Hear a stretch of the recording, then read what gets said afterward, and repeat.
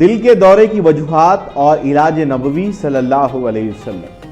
سینے میں محسوس ہونے والا یہ جان لیوا درد عام طور پر ناگہانی طور پر شروع ہوتا ہے اور پھر بڑھتا جاتا ہے۔ بنیادی طور پر یہ دل کو خون مہیا کرنے والی شریانوں کی بندش ہے۔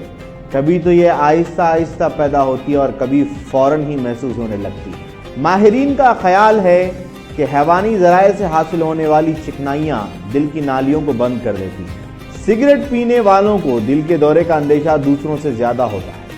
آرام طلبی، تفکرات اور بسیار خوری کو دل کی بیماریوں کا باعث قرار دیا جاتا ہے۔ دل کے دورے کی سب سے بڑی علامت درد ہے۔ یہ درد کبھی اتنا شدید ہوتا ہے کہ مریض تڑپنے لگتا ہے۔ ایک امریکن اخبار نویس نے اپنی کیفیت کو بیان کرتے ہوئے بتایا، ایسا معلوم ہوتا تھا کہ چھاتی کے اندر لوہے کا جلتا ہوا کوئلہ رکھ دیا گیا ہے۔ درد کا آغاز عام طور پر چھاتی کے وسط میں سامنے کی طرف سے ہوتا ہے، پھر یہ دائیں اور بائیں بازو میں بھی محسوس ہونے لگتا ہے۔ ایسا لگتا ہے کہ ہاتھ بھاری ہو گئے ہیں اور انگلیوں میں سوئیوں کی چبھن محسوس ہوتی ہے۔ یہاں سے درد گردن کے پیچھے کاندھوں کے درمیان بھی چلا جاتا ہے۔ چلنے پھرنے سے درد میں اضافہ ہوتا ہے۔ مریض کو ٹھیک سے سانس نہیں آتی ہے، سانس لینے میں دشواری ہوتی ہے۔ کبھی کبھی اصل تکلیف صرف سانس میں تنگی کی صورت میں ظاہر ہوتی ہے۔ اکثر مریضوں کو شدید متلی ہوتی ہے۔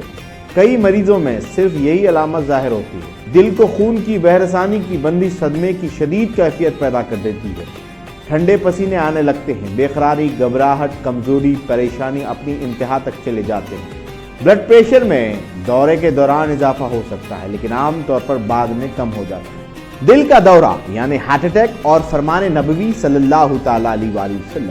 دل کے دورے کو نبی اکرم صلی اللہ علیہ وسلم نے بڑی اہمیت عطا فرمائی ہے۔ تمہارے جسم میں گوشت کا ایک لوتھڑا ہے، جب وہ تندرست ہوتا ہے تو سارا جسم تندرست رہتا ہے، اور جب وہ بیمار ہوتا ہے تو سارا جسم بیمار ہو جاتا ہے، اور یہ لوتھڑا دل ہے۔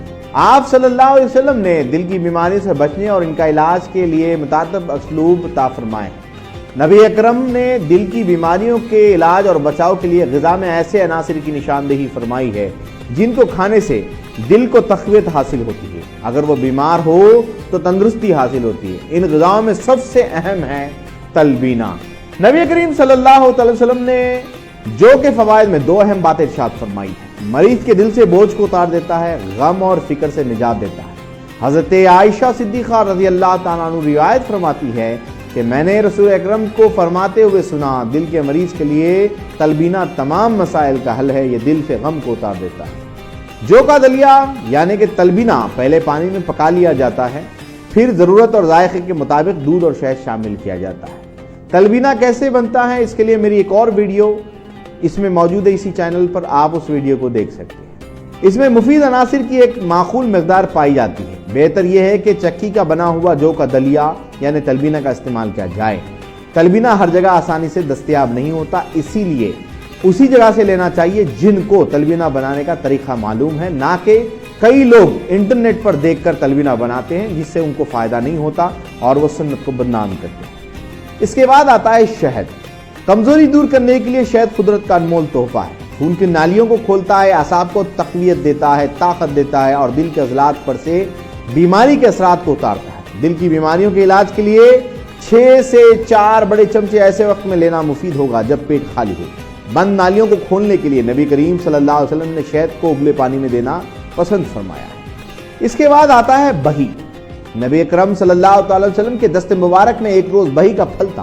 اس واقعے کو حضرت طلحہ نے یوں بیان فرمایا، انہوں نے پھل مجھے دیتے ہوئے فرمایا کہ یہ دل کی تکلیف یعنی دورے کو دور کر دیتا ہے۔ اسی طرح سے دل کے دورہ اس کی گھٹن کے بارے میں حضور اکرم صلی اللہ علیہ وسلم نے کئی مرتبہ خوشخبری سنائی کہ تم سفرجل یعنی بہی کھاؤ کہ یہ دل کی تکلیف کو دور کرتا ہے اور سینے کی گھٹن